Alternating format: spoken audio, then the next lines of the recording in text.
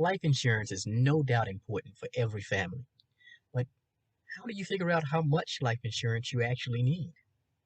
You don't want to be careless and not get your family coverage, but on the other hand, you don't want to be overzealous and end up with some huge insurance policy. Most people watching this video will fall into the overzealous bunch. Remember, the first lesson in building wealth is you have to learn a valuable skill. The second thing you have to learn is how to keep your money. Now, there's always going to be some new salesman or some new tactic to get someone else's hand as far down off into your pocket and extracting as much money as possible from your pocket and into theirs. That's always going to be the case. Now, here at Little Brother Money, we're trying to teach you how to defend against those professional salespeople so that you can keep your hard-earned money working for you. And remember, these professional salespeople aren't bad. This is their job. They spend 40 plus hours a week convincing other people that they need to give them their money. They want the highest commissions possible, so they're going to try to sell you the highest and the biggest and largest life insurance policy possible. This video will be broken down into 3 different parts. First, we'll go over why a family needs life insurance. 2, we'll go over what an insurance agent actually wants. And 3, we'll go over what Little Brother wants. And we'll see how all of those scenarios are different. In this illustration, we see a tightrope walker walking down a line going off indefinitely into the distance. The line represents life. The person is a family. As the family progresses down the line, time passes. This represents age. As the family spends more time walking the line of life, the probability that they will fall increases. The height of the line over the ground represents debt. Debt, like car loans, mortgages, credit cards, student loans, and even timeshares, is anything that the family is obligated to pay after a person passes away. And this contributes to the height of the line. Watch here. As you can see, without an insurance policy, a family gets critically damaged by the death of an income earner. Critical damage results from them losing household income and getting stuck with bills they cannot afford. With an insurance policy acting as a safety net, the family will be a lot safer. Let's see.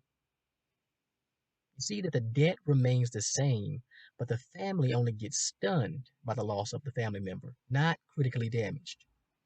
The family can now pay off the debt of the lost family member and get back to living their life. So here's an example of what the insurance company dreams about. They want you to maintain debt and even increase your debt throughout your lifetime. They want you to get all the things a person in your position deserves. The new luxury car leases, a bigger, newer home, more credit cards with larger limits, and a graduate or postgraduate degree to defer those student loans, of course. As the debt increases, the tightrope elevates farther from the ground, going higher into the air.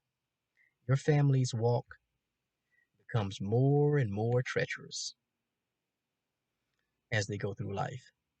But guess who's here to save you? Your friendly insurance agent, of course. They want to sell you a huge, permanent insurance policy. This policy extends outside the screen and goes on forever.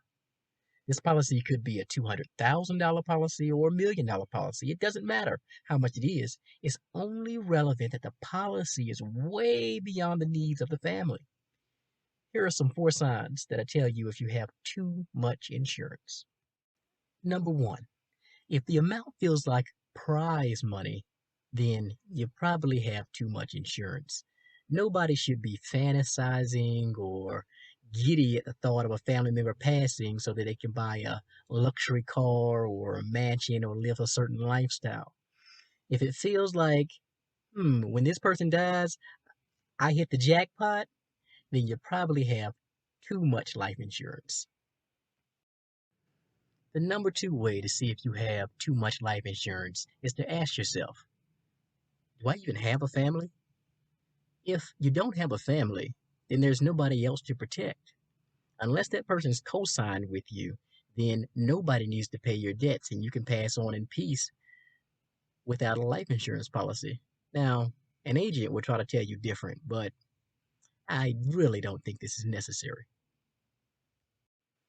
The third indicator of too much insurance is to ask yourself if the amount of the insurance is double the amount of the total debt you're trying to cover. If it's over double, then you have too much insurance. A salesperson will try to sell you a $500,000 policy saying that it will allow you to supplant a family member's income for life, saying that if your loved one passes away, then the life insurance money needs to earn X dollars per month for life to offset that income. Hmm. Life insurance is not a cash flowing investment, nor is it a long term growth investment either. It's a simple, short term emergency debt protection tool.